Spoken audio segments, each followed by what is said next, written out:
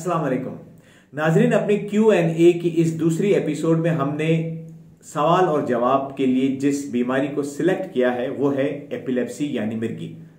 तहकीक बताती है कि पाकिस्तान में हर 1000 लोगों में से तकरीबन 10 लोग मिर्गी की बीमारी का शिकार हैं और बावजूद इलाज की मौजूदगी के देहातों में सिर्फ 2 से 3% और शहरों में 28 से 30% लोग ही मिर्गी का इलाज हासिल कर पाते हैं।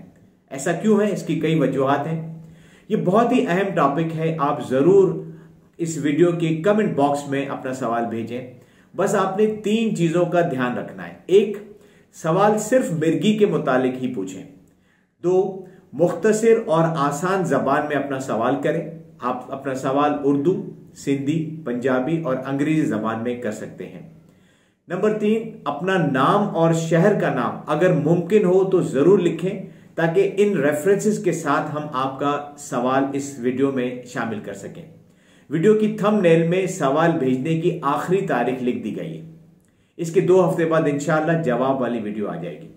उम्मीद करता हूं कि आसाबी बीमारियों को जानने और समझने के इस सफर में आप मेरे साथ रहेंगे और एक ऐसा प्लेटफॉर्म बनाने में मेरी मदद करेंगे जहां हम एक दूसरे के जरिए सेहत और आगाही से मुतालिक इल्म हासिल कर सकेंगे।